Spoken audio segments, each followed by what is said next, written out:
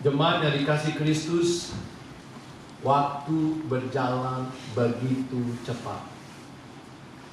Baru saja kita melewati OTU tanggal 31 Desember. Dan sekarang hari ini tanggal 5 Januari kita sudah masuk di tahun yang baru, tahun 2025. Hari berganti terus dengan hari, usia kita terus bertambah tua. Ya, bertambah tua, getting older day by day. Namun banyak dari kita yang masih punya pikiran kita ini masih muda dan kita masih bisa punya aktivitas seperti anak-anak remaja yang penuh dengan semangat dan tidak pernah kenal kata capek. Apalagi capek nih, nggak pernah tuh kita kenal kata-kata itu. Namun pada realitinya, kenyataannya kita cepat merasa lelah. Gerakan kita semakin lambat. Kita tidak bisa segesit dan sekuat beberapa tahun yang lalu. Ada orang yang suka bercanda, tapi saya pikir-pikir ada benarnya. Ketika memasuki usia 60 tahun ke atas, itu artinya satu kaki ada di hospital, satu kaki lagi ada di kuburan. Jadi artinya kita memiliki usia yang sangat berbahaya, sangat rentan, mudah sakit kalau tidak hati-hati masuk hospital atau juga masuk liang kubur. Itulah sebabnya istri saya selalu ingatin, kamu nggak boleh naik-naik tangga ya. Kalau jatuh nanti jadi masalah. Boleh sih kamu tuh sayang untuk sama anakmu itu, sama Marfian, tapi jangan cari resiko. Kalau kamu yang sakit, saya yang susah. Benar sih susah. Kalau istri sakit masih jemur pakaian, masih bisa ngepel, masih bisa masak, masih bisa bikin kopi. Kalau saya sakit, blek tidur aja tuh, nggak bisa ngapa-ngapain. Itulah bedanya. Karena saya sangat fokus kalau kayak sakit. Ya, pokoknya saya mikirin sakitnya ada. Nggak bisa mikir yang lain-lain. Jadi saya geletak, plok, udah nggak bisa ngapa-ngapain. Tapi istri bisa multifokus. Jadi dia bisa sambil ngerasa sakit sambil jemur pakaian, sambil rasa sakit, aku sakit kepala sambil nyuci, gitu masih bisa. Cuci itu piring, masih bisa bersih-bersih rumah, gitu. Kalau nggak percaya tanya sama Vera, betul nggak? Ini dia tuh pernah saat lihat kepala ada koyok, ya kan, tapi masih bisa masak. Ya begitulah ibu-ibu saudara. Tapi bapak-bapak, loh begitu. Nah, saudara, saya juga banyak dengar dari teman-teman SMA, universitas. Ada yang sakit parah, jadi rumah, nggak bisa ngapa-ngapain. Ada juga beberapa yang sudah pulang ke rumah Bapa di surga. Kita juga mengalami sendiri, ada suami kita, istri kita, orang tua kita, saudara, teman yang sakit, yang udah nggak bisa apa-apa, yang udah piansui, ada yang sudah pergi tinggalkan kita. Tadi saya waktu jemput Rofi, dia cerita, Bapak tahu, itu ada kakek-kakek yang kepalanya begini begitu. Dia 1 bulan udah meninggal di kamarnya, nggak ada yang tahu, sampai tetangga bau busuk baru tahu. Sebulan sudah mati, nggak ada yang tahu. Tapi kayaknya saya baru ketemu beberapa hari yang lalu. Nah tuh, itu bersilanya sama Gaby. Gaby gimana tuh dia? Kok bisa Pak Rocky bisa ketemu orangnya padahal sebulan yang lalu meninggal, kata forensik. Jangan-jangan tuh hantunya. Wah, saya bilang sama Pak Rocky, tadi salah sih ya kalau ketemu ya. Nanti kalau ketemu lagi, bilang tunggu bentar Pak Pendeta mau ketemu. Siapa tahu dapat cap jempol. Ya kan? Jadi tuh hak rumahnya bisa dioper ke gereja di GIC, kan gitu lumayan, ya kan? Karena orang di sini kalau nggak ada keturunan, nggak ada siapa-siapa, nggak ada hak waris, ya pemerintah yang ambil, begitu. Tapi itu kenyataan, so kita ini manusia fana, tidak sempurna. Setiap saat suka atau nggak suka, karena sakit, karena accident, karena lagi kerja, kita bisa cepat tinggalkan dunia ini. Saya bersyukur karena Pak Afu nggak cepat tinggalin kita. Kenapa? Dia masih ada tugas minggu depan. Maaf ya Pak Afu. Tapi saya nggak ngerti dia datang hari ini, benar. Kenapa? Karena kemarin waktu saya besuk, jalannya itu susah. Pak, sakit Pak. Mau berdiri aja, mau jalan itu susah. Kalau mau udah bangun dari tempat tidur, mesti diangkat dulu Mas Surya. Untuk badan Surya gede itu. Cuma kalau istri saya ngangkat kan kuat. Tapi saudara itu kenyataan. Dia lagi kerja bisa kepleset, salah nginjek. Maklum udah tua, saya bilang gitu kan. Kita berasa kita udah nyampe, padahal udah nyampe. Kita berasa kita udah pegang, kan belum kepegang. Itu kita, saudara, karena refleks kita nggak seperti dulu. Kemampuan kita tidak seperti dulu. Kecuali Pak Teja, itu pengecualian. Karena udah 90, saya lihat kayaknya nggak berubah-ubah dari 10 tahun yang lalu. Itu hebat sekali. Saya mah salut.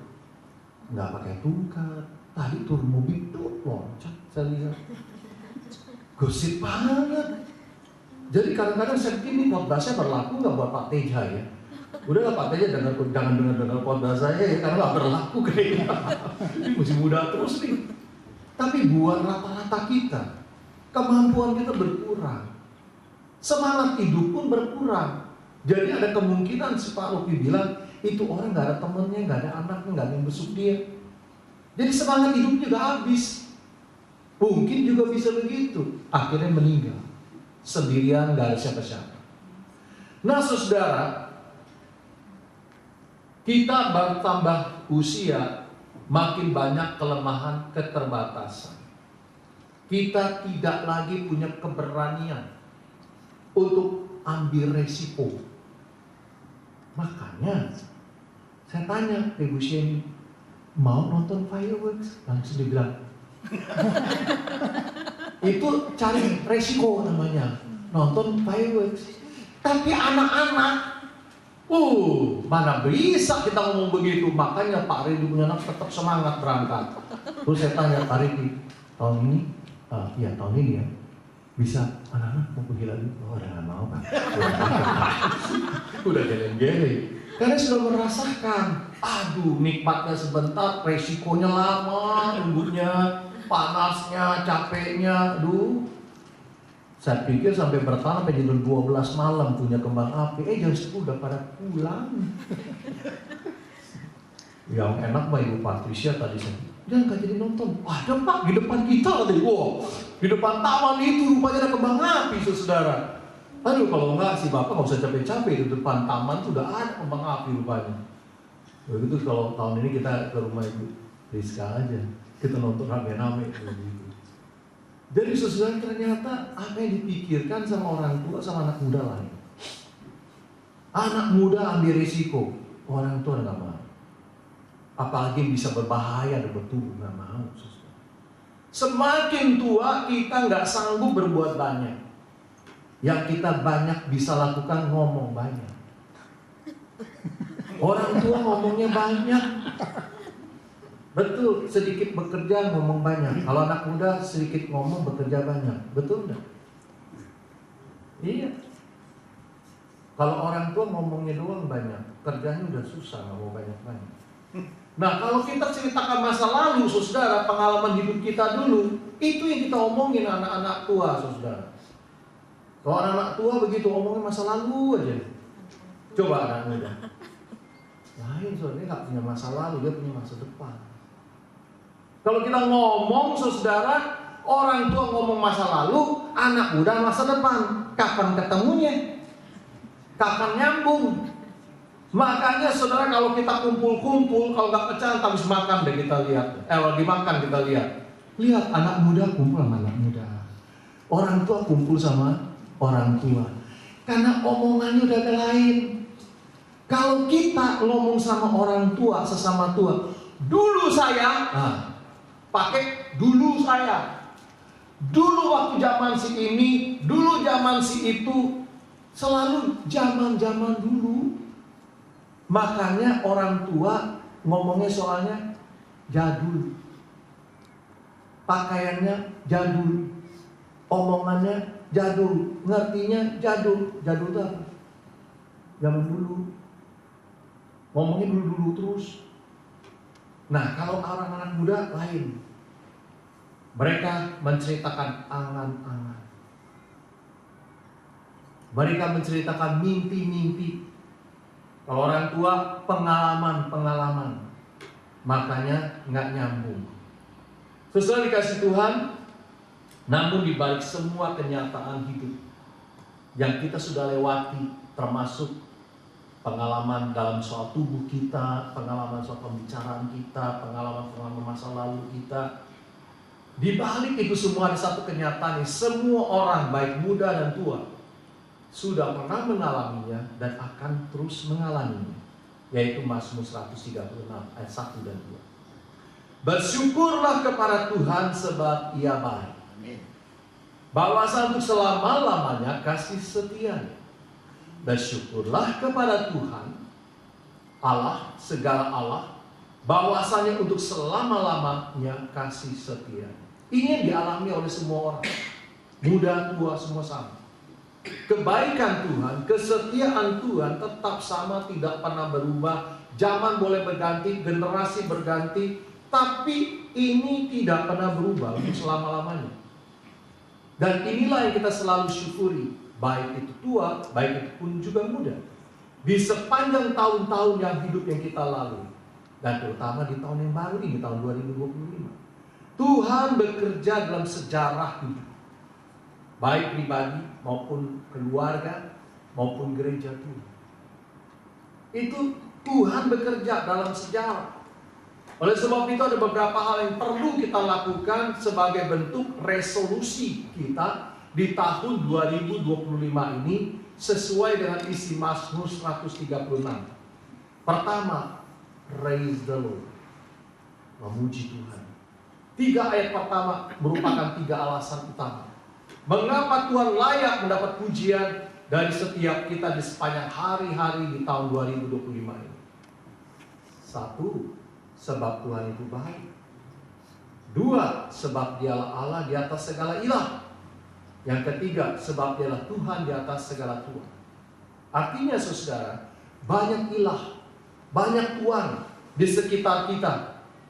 Tetapi hanya satu Allah Tuhan yang sejati, yang memerintah semua alam semesta ini. Dan kepada Tuhan yang maha agung dan mulia itulah kita wajib dan kita harus menaikkan pujian penyembahan kita. Perhatikan kalimat kasih setianya untuk selama-lamanya. Ini kata-kata sederhana, tapi diulang-ulang terus. Tujuannya apa? Untuk ingatkan kita supaya nggak pernah lupa segala sesuatu yang kita alami, apapun itu, sehari-hari dan di hari-hari mendatang, itu menunjukkan kepada kita kasih Allah terus bekerja dalam setiap sisi kehidupan kita. Saudara, kata Ibrani kasih. Kasih ini apa maksudnya? Kasih itu perjanjian, saudara. Kasih ini bukan sekedar kasih yang emosi. Ya, it's not about the feeling, love, but it's about commitment, it's about covenant antara Allah dengan umatnya. Kasih ini yang bertahan dan diuji untuk selama-lamanya tetap sama. Itu dasar komitmen Allah kepada janji-janjinya. Kasih Tuhan itu bersifat kekal, karena janji Tuhan itu bukan cuma 1 tahun 2 tahun. Janji Tuhan kepada umatnya itu kekal sampai selama-lamanya. Tuhan tidak pernah tidak mengasihi umat. Sebagai manusia kita berubah. Tadi saya sudah katakan makin tua makin berubah. Gaby aja berubah. Kalau nggak percaya lihat di belakang, berubah nggak? Ya berubah. Baru punya anak 1 nanti, punya anak 2, berubah. Oh geleng-geleng. Mana? Kakak targetnya 10. Nah. Oh itu Novi yang 4 targetnya. Canda ya. Tapi pasti berubah sesuatu. Kondisi berubah. Kondisi alam berubah.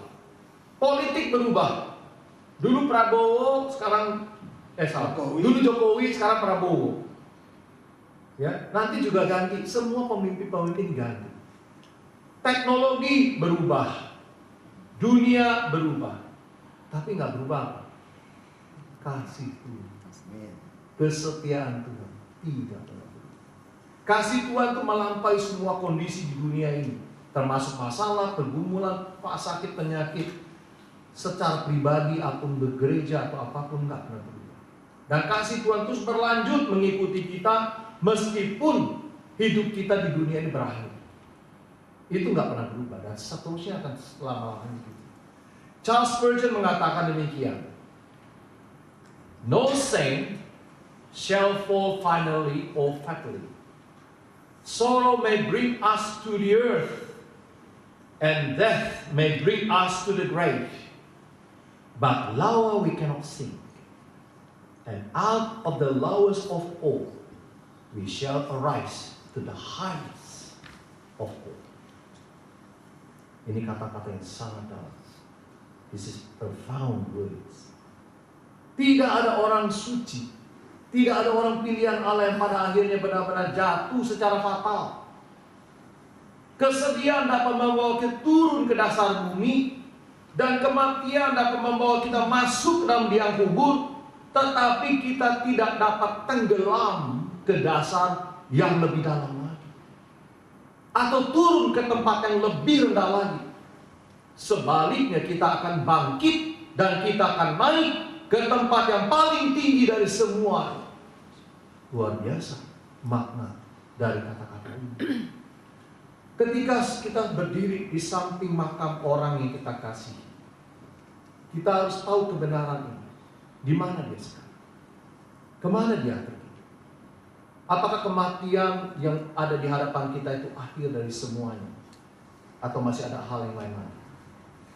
Apa yang memberi kita satu keyakinan yang penuh bahwa kematian tanpa rasa takut, kematian tanpa rasa ragu?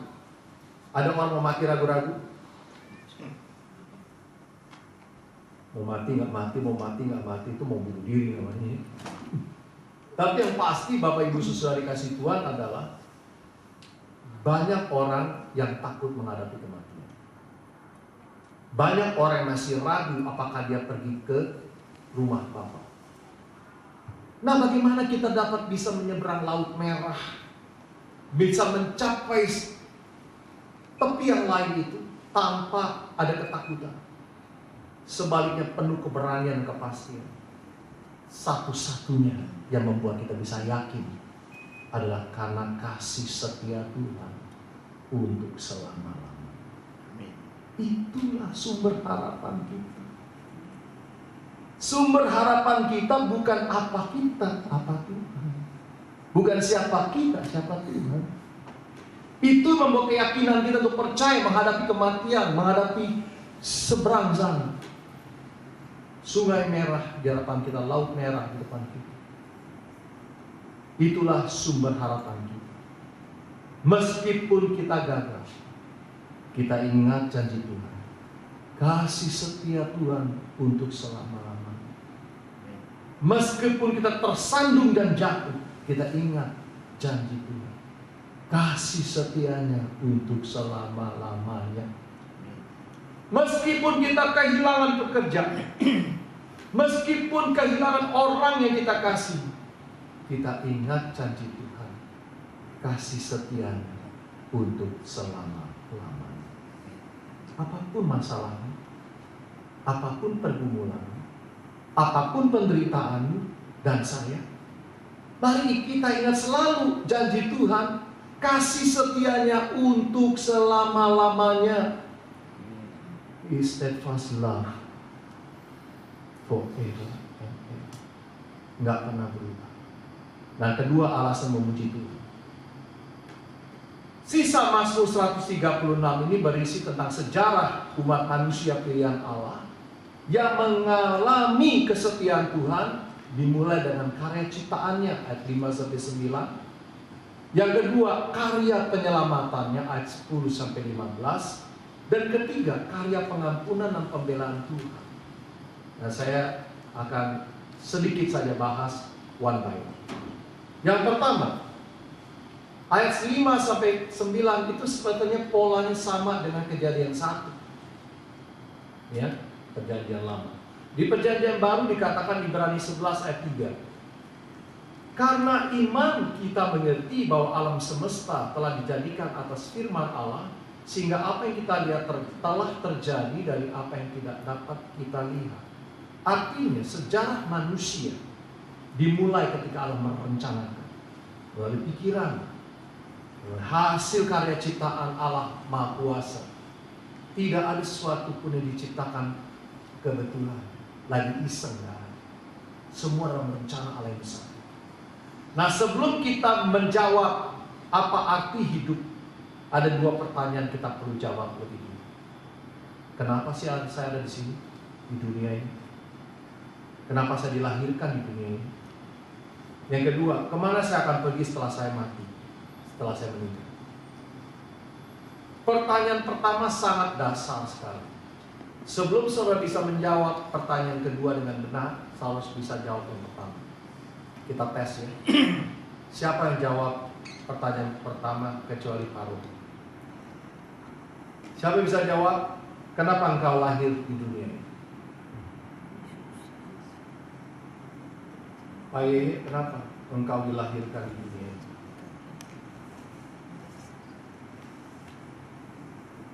Say hi. Ada yang bisa jawab? Kenapa engkau dilahirkan di dunia ini? Pernah nggak berpikir begitu? Kenapa lahir di dunia? Kak Herman kenapa lahir di dunia? Nggak tahu. Pada tersesat di jalan, pada nggak tahu jalannya. Hah? Apa tadi? Nah, saya tadi nggak bisa jawab, tapi sekarang menjawab. Saudara, ini pertanyaan penting. Karena pertanyaan itulah yang memberi kita kekuatan untuk menghadapi masalah, menghadapi pergumulan hidup yang harus kita lalui. Kita harus mengerti bahwa kita ada di dunia ini bukan kebetulan, tapi ada rencana Tuhan yang luar biasa itu. Mengapa engkau hadir hari ini sampai hari ini? Mengapa engkau masih hidup hari ini? Mengapa engkau belum dipanggil pulang hari ini? God has a purpose why you still stay here on earth. Jadi kita tidak berasal, apabila kita tidak berasal dari satu tempat, kita nggak pergi kemanapun, yang tersisa cuma usia doang. 60 tahun, 70, 80, 100 yang kita habiskan di planet bumi ini. Tapi kita tahu kita nggak ngapa-ngapain lagi udah. Nah, kalau seperti itu kita makan aja, minum aja, happy aja, toh besok kita mati. Karena nggak ada tujuan. Nggak tahu apa sih sebenarnya kenapa saya hidup. Nah, saudara, Bapak Ibu Saudara yang dikasih Tuhan, ini pertanyaan pertama mengingatkan kita. Pada mulanya Allah menciptakan kita sesuai gambar dan rupanya. Allah sangat mengasihi kita, Allah punya rencana hidup kita. Bahkan sebelum kejatuhan manusia ke dalam dosa, Allah sudah tahu. Dan Allah merencanakan penebusan dosa melalui Kristus. Dan kasih Allah dinyatakan dalam Yohanes 3 ayat 16. Karena begitu besar kasih Allah akan dunia ini, maka dia mengambil anak yang tunggal, supaya barang siapa yang percaya kepadanya tidak binasa, mereka beroleh hidup yang kekal. Jadi alasan pertama, karena kasih setia Tuhan sudah dinyatakan melalui karya ciptaannya. Ketika demikian juga dengan ketika Tuhan dilahirkan, mati dan disalibkan, lalu dikuburkan dan bangkit pada hari ketiga. Nah, alasan kedua, karena penyelamatan. Ayat 10-15 itu kita diingatkan serangkaian mujizat-mujizat yang besar. Melalui Musa, Allah memimpin umatnya keluar dari Mesir, memasuki tanah perjanjian. Yang dilewati itu padang gurun, bukan taman bunga. Saya ketemu sama salah satu ibu yang kita pergi ke Borong. Saya lupa, oh iya ketemunya di Borong ya. Tapi Bapak Ibu ini bukan taman bunga. Ini padang gurun yang gersang, tempat yang sulit, banyak persoalan, banyak pergumulan. Dan demikian juga kita semua, Allah menuntun kita perjalanan menuju surga, tapi jalannya nggak mudah. Saat kita hidup di muka bumi ini, banyak jalan memutar, banyak penundaan, suruh nunggu, jalan buntu. Tapi Allah bekerja dalam segala sesuatu. Allah bekerja di dalam itu semua. Dan Allah memastikan bahwa kita pasti selamat di tempat tujuan. Kenapa? Karena kasih Allah itu kekal selamanya. Yang ketiga, karya pengampunan dan pembelaan Tuhan. Dalam beberapa kali sudah bangsa Israel merasakan Allah sudah tinggalkan. Bangsa-bangsa asing kembali menjajah. Mereka kembali menderita, dan itu berulang kali. Hal ini dituliskan oleh Pemazmur ayat 16 ayat 22. Saudara bisa baca sendiri. Mereka susah, mereka menderita. Oleh karena itulah mereka punya pemikiran, wah, dosa sudah buat saya dilupakan oleh Tuhan.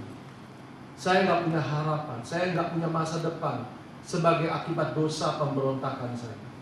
Namun terlepas dari semua bentuk dosa dan ketidakpercayaan itu, pernahkah Tuhan tinggalkan umat? Enggak pernah. Sampai hari ini. Until today you can see Israel still exists. Facing the war. The Middle East war. But Israel still exists up to now. Why? Because His commitment, His promises. Allah selalu mengampuni. Dan Allah selalu membela umat dikasihi. Ini biarlah pengalaman bangsa Israel ini yang sudah menerima pengampunan, menerima pembelaan Tuhan. Itu mengingatkan kepada saudara dan saya kesetiaan Tuhan dalam diri kita juga. Masa lalu tidak akan pernah bisa menentukan masa depan kita. Mungkin kita gagal berulang kali, tapi tetap masih ada pengampunan, pembelaan bagi kita yang mau percaya dan berharap kepada Tuhan. Karena kasih Tuhan yang kekal untuk selama-lamanya. Dan yang terakhir yang perlu kita lakukan tahun 2025, bersyukur kepada Tuhan. Dan ini di akhir ayat Mazmur 136 ayat 26. Bersyukurlah kepada Allah semesta langit, kasih setianya untuk selama-lamanya. Saudara, kita tutup pelajaran kitab Mazmur ini sambil mengingat kesimpulan sangat penting. Kalau saudara lupa apa yang saya katakan, jangan pernah lupa satu kalimat ini. Sejarah hidup kita bukan siapa kita. Sejarah hidup kita adalah siapa Tuhan. Bukan siapa engkau, tapi siapa Tuhan. Itulah sejarah hidup yang kau lalui. Ini mungkin sepele, tapi ini kebenaran yang sangat mendalam. Kita bukan pusat sejarah. Kita akan dilupakan begitu masuk grace. Orang nyanyi-nyanyi di funeral. Nggak lama setelah itu mungkin ada acara 40 hari, mungkin ada acara 30 hari atau 3 bulan atau 90 hari, whatever it is. Setahun demi setahun, people will forget about you. You disappear, gone with the wind. Jadi apa yang pernah terjadi pada kita mungkin akan selalu kita ingat. Kita ceritakan kepada banyak orang, dulu saya begitu, dulu saya begini. Itu pengalaman hidup kita. Tetapi jauh lebih penting dari menceritakan apa yang engkau pernah alami, kehebatan-kehebatan siapa dirimu, ceritakanlah ini. Bagaimana kita menceritakan kasih setia Tuhan melalui pengalaman hidup kita. God is so great to help me, the sinful man. Bagaimana kita menyaksikan tangannya itu bekerja menolong kita. Bukan kehebatan kita dalam studi, kehebatan kita mencapai kesuksesan dalam karir. It's not about you, it's about God. Bagaimana kita tetap mempercayai janjinya di saat-saat tergelap dalam hidup kita. Bagaimana kita mengucap syukur pada setiap penyertaan pertolongan Tuhan. Bagaimana kita bersandar penuh pada kuasa firman-Nya. Bagaimana kita terus bertumbuh semakin serupa seperti Kristus Tuhan kita. Itulah yang disaksikan oleh pemazmur ketika dia menuliskan Mazmur 136. God is always in his mind and in his heart. When you talk about experience, when you talk about your past experience, dulu Tuhan tolong saya. Dulu Tuhan mengampuni saya. Dulu Tuhan. Bukan dulu saya. It's not about me, but it's about God who's so faithful to me. Amen. Itu yang kau ceritakan, kau bagikan kepada semua orang sebanyak mungkin. Meskipun bertambah usiamu, tubuh semakin lemah, sakit-sakitan, sakit sini, sakit situ, sakit kepala, sakit bahu, sakit kaki, semua sakit. Tetapi yang keluar pengalaman rohani bersama Tuhan. Itu yang kau saksikan. Meskipun bertambah usia, satu kaki ada di hospital, satu kaki lagi ada di grave, di kuburan, tapi mulut lidah kita tetap mengeluarkan pujian, ucapan syukur, sehingga nama Yesus dipermuliakan dalam setiap perkataan kita. Jangan yang keluar itu komplain, marah-marah, marahin anak, marahin mantu, ngomel istri, ngomelin suami, nyanyi yang gak rusak. Tapi yang kata-kata pujian. Ini ada itu dari Facebook saya dapat nih. Dari Facebook, Mam, aku mau pergi ke kafe. Kenapa pergi ke kafe? Aku kan bisa bikin minum kopi di rumah aja, nggak usah ke kafe-kafe. Tahu nggak di kafe yang melayani nona cantik, dia bikin ditanya, Bapak mau robusta, arabica, salah. Robusta, arabica, mau pakai oat atau ini milk apa gitu ya. Terus ditanya mau dingin, mau panas. Disuguhin dengan buaya manis. Aduh, si bapak baik banget, ganteng banget hari ini. Besok datang lagi ya bapak, gitu ya. Wah, yang melayani tuh seperti Magda, cantik gitu kan. Happy Sugiono, salah ngomongnya. Ya kayak begitu, cantik-cantik yang, tapi di rumah udah pakai dasteran, baunya angin, ya kan. Buat ngamuk-ngamuk lagi, marah-marah. Orang yang orang mau marah-marah begitu. Ya gimana coba? Kalau kayak begitu saudara, betahlah suamimu di kafe, nggak betah ada di rumah. Nah di tahun ini resolusinya adalah, ayo senyum yang manis, yang keluar kata-kata pujian kepada Tuhan. Kalau suamimu brengsek, nyanyiin aja, tapi pakai lagu-lagu rohani. Itu kayak Ibu Lomi kan, nyanyi bagus kan? Nyanyi lagu rohani, biar bertobatlah suamimu itu dengan puji-pujian dari kemuliaan bagi nama Tuhan. Kenapa? Emang begitu. Suami kalau lagi kayak gitu nggak usah dilawan, dinyanyiin aja. Ya, Gaby nggak usah dilawan tuh Marvian, nyanyiin aja dia. Ya. Karena apa? Karena memang itulah yang ditumbuh oleh suamimu, nggak marah-marah.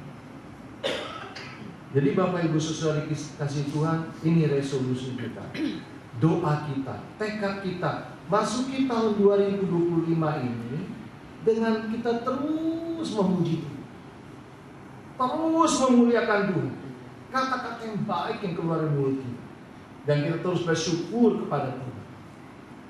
Amin. Kita doa ya, mari kita doa.